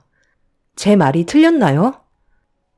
네가 하는 말이 틀린 건 아니지만 그렇다고 집안 분위기를 안 좋게 몰아갈 필요는 없잖아. 부당한 대우를 받는다고 생각할지 모르지만 일단 새아가가 우리 집안의 며느리로 들어온 이상 좀 이해해주고 큰애 기분을 어느 정도는 맞춰주면 좋잖니. 나는 집안이 시끄러워지는 걸 보고 싶지 않다. 그리고 서로 얼굴 붉히면서 살 필요는 없잖아. 네가 우리 집안의 막내고 마음도 훨씬 넓은 것 같으니까 그냥 조용히 넘어가자. 그럼 아무 일도 일어나지 않고 집안의 평화가 찾아올 거다. 큰애가 무리한 요구를 하지는 않으니 너도 힘들어도 큰애 앞에선 비위 좀 맞춰주면 안 되겠니? 시모는 집안이 시끄러워지는 걸 원치 않는다면서 조용히 넘어가길 원하셨어요. 시모가 저를 앉혀놓고 화를 내실 줄 알았는데 오히려 침착하게 말씀하시면서 형님에게 받았던 상처를 풀어주셨습니다. 시부모님께서도 자주 만나는 것도 아니고 어쩌다 얼굴 보는 사이인데 굳이 얼굴 붉힐 필요 없어서 그냥 넘어가는 것 뿐이라고 설명하셨어요. 거기에다가 빚까지 갚아주겠다고 했으니 좀 더 조심스러워질 수밖에 없었죠. 시부모님께서 저에게 부탁을 하시는데 제가 굳이 삐딱하게 나갈 필요도 없었고 어떤 상황인지 대충 파악이 되다 보니 저 또한 시댁에 있을 때만큼은 최대한 조용히 지내다 돌아가는 게 좋을 것 같다고 결정하게 되었습니다. 시부모님께서 가정의 평화를 원하시는데 그 정도는 할 수 있을 것 같았어요. 그렇게 시부모님과 대화를 끝낸 뒤 방으로 나오자 형님이 거실에 앉아 있었는지 방에서 나온 저보고 가까이 오라며 손짓을 했어요. 형님은 저를 보면서 앞으로 조심하는 게 좋을 거라며 제 성격도 보통이 아니라면서 자기 심기를 건드렸다고 불편한 표정으로 저를 바라보길래 마음 같아선 한마디 하고 싶었지만 시부모님과 좀 전에 나눴던 대화가 떠올라 아무 말 없이 참고 있었죠. 그런 저를 빤히 쳐다보던 형님은 앞으로 조심하라며 자리에서 먼저 일어나 방으로 들어갔어요. 저도 모르게 주먹이 불끈 쥐어졌지만 더 이상 시끄러워지는 건 저도 원치 않았어요. 그날 이후 주말에 시댁에 갈 때면 최대한 조용히 지내다가 돌아가려고 정말 많이 노력했었죠. 제가 노력하는 걸 시댁 식구들이 전부 다 알고 있었기 때문에 헤어질 때면 항상 고생했다는 말을 들을 수 있었습니다. 그만큼 형님의 태도는 문제가 많았었어요. 분명 가족 전체가 감정을 억누르고 있는 게 느껴졌지만 조금도 내색하지 않았습니다. 그만큼 가족 간의 불화를 원하지 않는다는 걸 확실하게 알 수 있었고, 제가 먼저 가족의 평화를 깨고 싶지 않았습니다. 이런 상황을 부모님께도 얘기해 봤는데, 시부모님께서 가만히 계시면 제가 먼저 나설 필요는 없다며 분위기를 지켜보는 게 좋을 것 같다는 말씀을 해 주셨네요. 남편도 스트레스를 많이 받고 있지만 입 한 번 다물면 평화라고 최대한 조심하려는 것 같았어요. 하지만 시간이 가면 갈수록 형님의 문제 있는 태도는 하늘을 찌를 정도로 점점 심각해지는 모습을 보여주고 있었죠. 동서, 내가 분명 지난주 수요일 잠깐 우리 집에 들르라고 했었는데 왜 내 전화 안 받았어? 지금 날 무시하는 거야? 형님을 무시하는 게 아니라 제가 일이 워낙 바빠서 형님 댁에 가지 못할 것 같다고 말씀드렸었잖아요. 동서가 내 전화 안 받아서 얼마나 힘들었는지 알아? 이삿짐 정리하는데 아주 혼났다고. 이번에 안 왔으니까 다음에 내가 부를 땐 꼭 와줬으면 좋겠어. 조만간 집들이 할 거거든. 그때 내가 아는 지인 싹 다 부를 건데 와서 음식 좀 해줘. 형님 집들이 하는데 제가 왜 가서 음식을 해야 돼요? 그리고 저도 하루가 모자랄 정도로 바쁜 사람이에요. 그래서 못 오겠다는 거야? 동서, 정말 이런 식으로 할 거야? 요즘 내가 말하는 거 전부 다 토를 달고 있네? 한번 해보자는 거지? 그게 아니라요. 저도 해야 될 일들이 있는데 형님이 무리한 요구를 하시잖아요. 제 입장도 생각을 해 주셔야죠. 어머님, 보셨죠? 제가 뭐라고 그랬어요? 요즘 제가 하는 말 한마디 한마디마다 토를 단다니까요. 형수, 정말 너무한 거 아니에요? 이 사람도 할 일이 있는데 왜 이렇게 무리한 요구를 하는 거예요? 다들 그만 조용히 해라. 차라리 내가 가서 도와줄 테니까 이제 그만들 하고 밥이나 먹어라. 밥상 앞에서 지금 뭐 하는 짓이야? 거길 어머님이 뭐하러 가셔서 고생을 하세요. 형님 부모님 계시잖아요. 도와달라고 하시면 되는 거 아니에요? 제 말이 끝남과 동시에 분위기는 순식간에 안 좋아졌어요. 형님은 제 말 한마디에 아무 말도 하지 않고 자리에서 일어나 방으로 들어가 버렸습니다. 남편은 저와 결혼하기 전에 형님의 부모님께서 사고로 세상을 떠나셨다며 함께 동승하고 계셨던 할아버지만 겨우 숨이 붙어 있으시다며 한숨을 내쉬었습니다. 남편이 저에게 미리 말을 해줬어야 했는데 워낙 바쁘게 살다 보니 깜빡 잊고 있었다면서 대충 상황을 설명해 주고 있었어요. 그래서 시댁 가족들은 형님이 삐딱하게 나와도 참고 있는 것 같아 보였습니다. 시모는 겉으론 절해 보여도 불쌍한 애라며 최대한 조용히 지내는 게 좋을 거라는 말을 하셨어요. 힘들어하는 건 이해하겠지만 그렇다고 시부모님께 버릇없이 행동하고 집안의 분위기를 계속해서 안 좋게 몰아가는 건 그래도 문제가 있는 것 같아 저는 반대 의견을 내세웠습니다. 오히려 시부모님께 그런 식으로 할수록 더 안 좋아질 수 있다고 지금이라도 바로 잡아야 한다는 말을 했지만 시부모님께서는 그렇게까지 얼굴을 붉히고 싶어 하지 않으셨어요.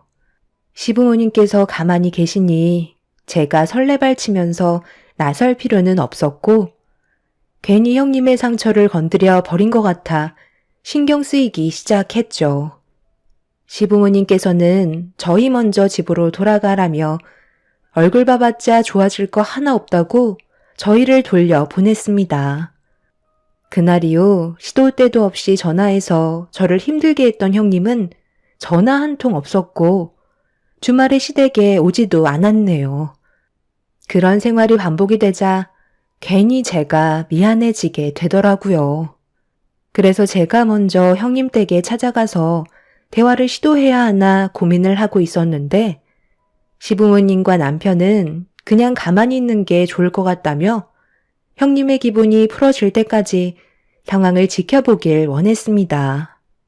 남편에게 형님이 처음 며느리로 들어왔을 때부터 지금까지의 삶에 대해 전부 들을 수 있었는데 형님의 삶도 참 딱했었어요.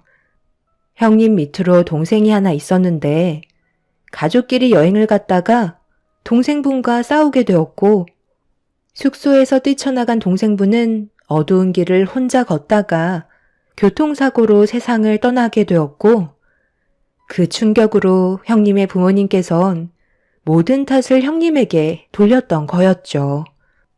정신적인 충격을 받은 형님은 부모님께 미움이 박히게 되면서 거의 인연을 끊다시피 했는데 부모님과 할아버님마저 교통사고를 당하게 된 거였죠. 그리고 할아버님이 세상을 떠나시게 되면 형님이 54억의 재산을 상속받게 되는 거였습니다. 아무래도 병원에 계시는 할아버님의 생명이 위태로우셔서 더욱더 예민해져 있는 것 같아 보였어요. 하지만 그건 형님의 집안 문제이고 그런 상황들로 인해 다른 가족에게까지 피해를 주는 건 잘못된 게 분명했기 때문에 다음에 얼굴 볼 일이 있으면 확실하게 짚고 넘어가는 게 좋을 것 같아 때를 기다리고 있었습니다. 참는 건 한계가 있었고 형님의 행동들이 가족들을 점점 지치게 만들고 있다는 걸 전부 지켜보고 있던 저는 모든 걸 바로잡고 싶었습니다. 그렇게 어느 정도의 시간이 지나고 명절이 다가오자 한동안 모습을 안 보이던 형님도 시댁에 발을 들였습니다. 솔직히 형님과 마주하지 않았던 기간 동안 정말 살 것 같았는데 형님이 발을 들이자마자 서로 눈치만 보고 있었네요. 그런데 어딘가 모르게 분위기가 좀 달라 보이는 게 불길한 예감이 들었고 제 예감은 틀리지 않았는지 잠자리에 들려고 준비를 하던 도중에 침묵을 지키던 형님의 한마디에 저는 표정 관리가 되지 않을 정도로 기분이 좋지 않았어요. 어머님, 동서한테는 저기 이불장 제일 밑바닥에 깔려있는 여름용 혼이불 주시면 될 것 같은데요? 그 맨 위에 이불은 저 주셔야죠. 이불장 제일 밑바닥에 깔려있는 이불은 위에 있는 이불들이 손상되지 않게 깔아놓은 거라 많이 해져 있고 작은 방은 바람이 새어 들어와서 두꺼운 이불을 넣어줘야 되거든. 첫째 너는 그래도 우리 집에 오면 내가 항상 하나밖에 없는 거위털 이불 내어주잖니. 작은 며느리는 거위털은 아니더라도 두꺼운 이불은 덮고 자야지.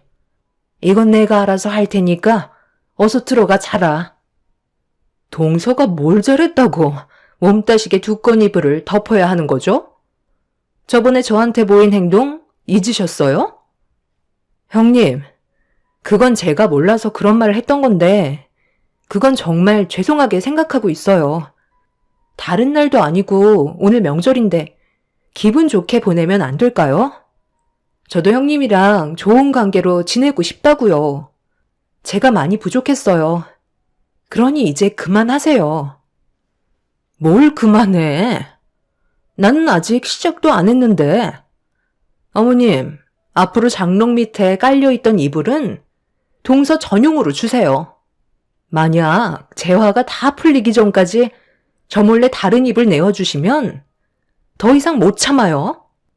제 말을 들으셔야 빚을 갚을 수 있다는 거 잊으신 거 아니시죠? 동서, 뭐하고 있어?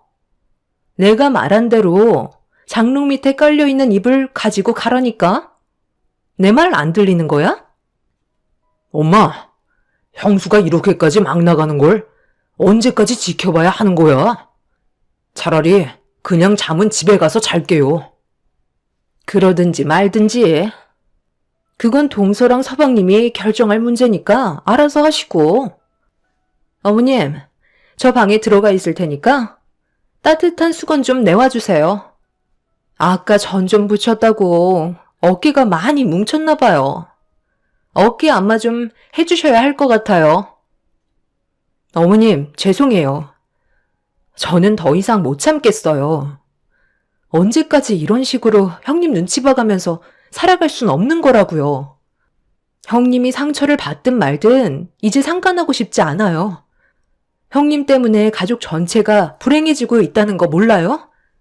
솔직히 형님이 시부모님 빚을 갚아주겠다는 말만 하지 않았어도 이런 일은 없는 거라고요. 왜 아버님, 어머님께서 형님의 눈치를 보면서 살아야 되는 건데요? 그리고 아직 54억이 형님한테 상속된 것도 아니잖아요? 할아버님께서 세상을 떠나셔야 형님한테 54억이 상속되는 건데 벌써부터 이런 식으로 행동하는 거 정말 너무 유치하고 약한 부분을 이용해서 막대하는 거 정말 잘못된 거예요. 저는 솔직히 아주버님이 형님과 이혼하셨으면 좋겠어요. 할아버님 세상 떠나시면 형님한테 가족이란 지금 여기 모여있는 우리들밖에 없는 거라고요. 그럴수록 서로 도와가며 관계를 좋게 이어가야 하는데 이런 식으로 계속해서 모난 행동을 보일 바엔 차라리 인연 끊고 얼굴 안 보며 사는 게 훨씬 속 편하겠어요. 그리고 저는 장롱 밑에 있던 호립을 쓰지 않을 거고요. 이 집에서 나가지도 않을 거예요. 솔직히 거위털 이불도 아버님, 어머님 덮으시는 건데 형님한테 양보한 거잖아요. 그런데 그런 걸 감사하게 생각하기는커녕 어머님한테 안마를 해달라고요? 전 부치는 거 젓가락으로 깨짝깨짝거리면서 입으로 들어간 게 훨씬 많았잖아요. 고생은 어머님이랑 제가 다 했는데 어떻게 그런 말을 할 수가 있어요? 형님이 어머님 어깨를 주물러 드려야 하는 게 맞는 거 아닌가요?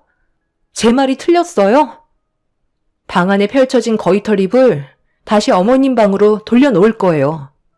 제가 이 집의 며느리로 들어온 이상 더 이상 두고 볼 수 없을 것 같네요. 저는 그동안 쌓였던 게 많았는지 결국 참아왔던 감정을 터뜨리게 되었고 형님은 제가 쉬지 않고 쏟아내는 말에 당황해하고 있었습니다.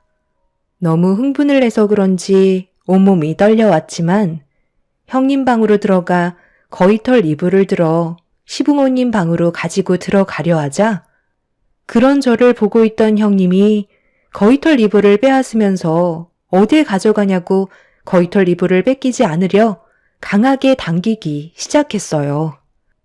저와 형님이 서로 옥신각신하자 가족들 전체가 저와 형님을 떼어놓으려 했지만 서로 거위털 이불을 절대 뺏기지 않겠다며 안간힘을 쓰는 순간 이불은 순식간에 둘로 찢겨버렸고 이불 속에 있던 많은 거위털들이 공중으로 퍼져버렸습니다.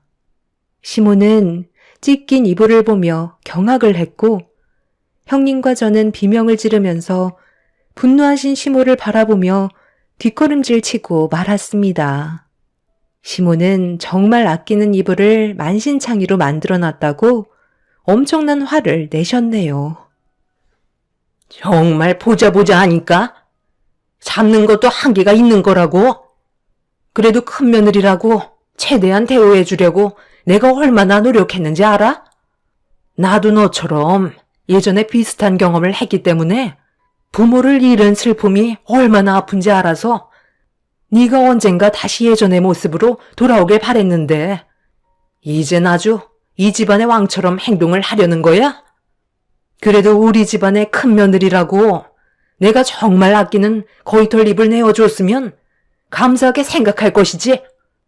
작은 며느리한테 해진 혼이불을 주라고 손윗사람으로서 부끄러운 행동을 보여?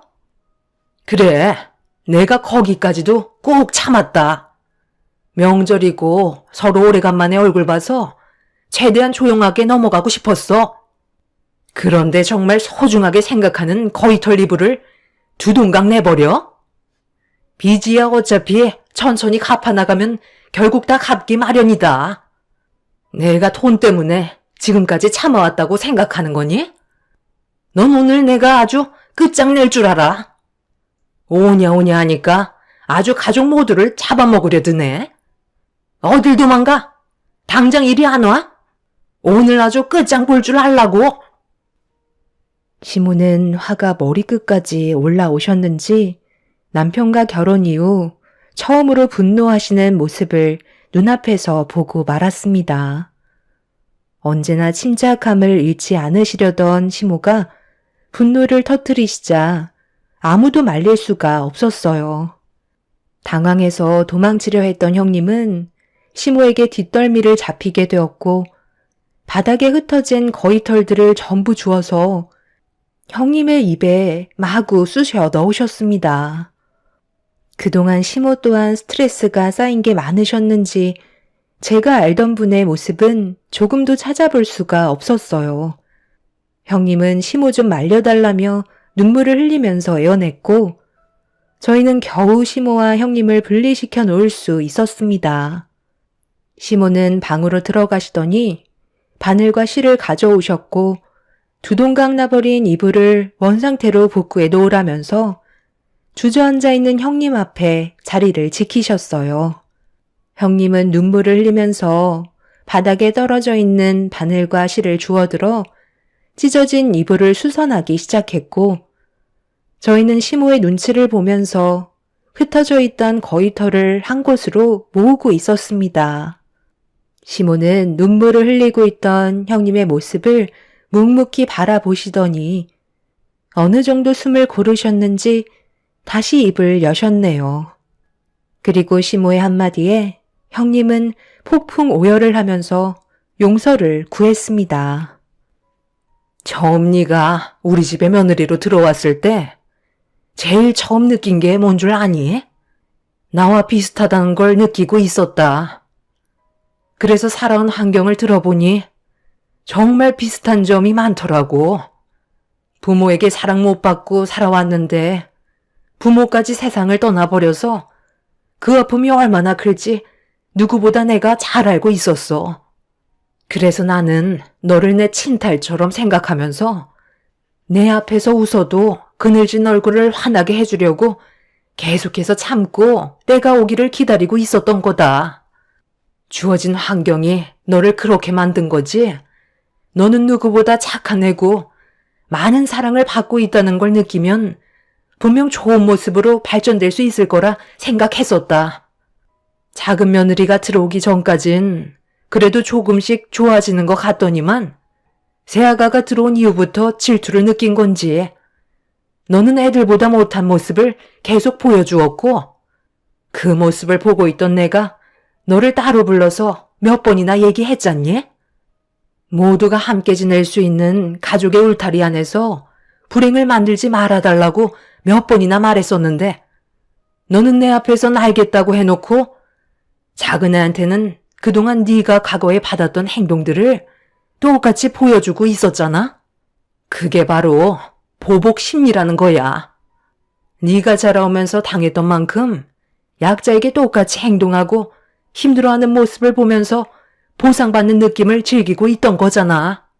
저번에 작은 며느리가 너한테 말실수하고 나서 내가 너희 집에 따로 찾아간 적 있었지? 최대한 서로 좋게 지내자고. 그럴 마음이 있으면 명절날 얼굴 보자고 좋게 헤어졌는데 결국 너는 시애미 말을 무시하고 기회조차 잃어버렸다. 앞으로 너는 우리 집안 며느리가 아니니까 두 번 다시 내 앞에 나타나지 마라. 그네 네가 아무리 용서를 구해도 나는 절대 받아줄 생각 없고 우리 집에 발도 들이지 못하게 만들 거다. 네가 나를 이렇게 만든 건데 누굴 탓하겠니? 현실을 받아들이고 이불은 꼭 전부 수선해 놓고 가라. 찢어진 이불처럼 너와 나의 인연도 찢어진 거나 마찬가지야. 수선하면서 네가 뭘 잘못했는지 충분히 반성해라. 형님은 눈물을 흘리면서 찢어진 이불을 수선했고 시모는 가족 전부 방으로 들어가라며 거실에 형님 혼자 남겨두었어요. 남편과 저는 방 안에서 험악해진 분위기를 어떻게 해야 할지 몰라 눈치만 보고 있었는데 시부모님 방에서 시모가 오열을 하는 목소리가 저희 방에까지 들려오고 있었습니다. 시모가 형님을 생각하는 마음은 진심이었고 과거의 비슷한 아픔 때문에 보듬어 주려 했지만 너무 큰 실망을 하셨는지 시모는 괴로워하고 계셨어요. 형님은 한참 동안 무릎을 꿇은 채 눈물을 흘리며 찢어진 이불을 쑤셔냈고 시부모님 방 앞에서 용서를 구했지만 굳게 닫힌 문은 열리지 않았습니다. 형님은 그동안 감사했다며 집 밖을 나섰고 시모는 아주버님을 불러 형님의 뒤를 따라가 보라고 하셨네요. 아주버님은 시모의 말이 끝나기가 무섭게 형님을 찾아 밖으로 나갔지만 어딜 갔는지 찾을 수 없다는 말을 듣게 되었습니다. 그렇게 한참 동안 소식을 기다린 저희한테 아주버님의 전화가 와서 받게 되었는데 형님의 할아버님께서 그날 세상을 떠나셨다는 말을 듣게 되었어요. 저희는 그래도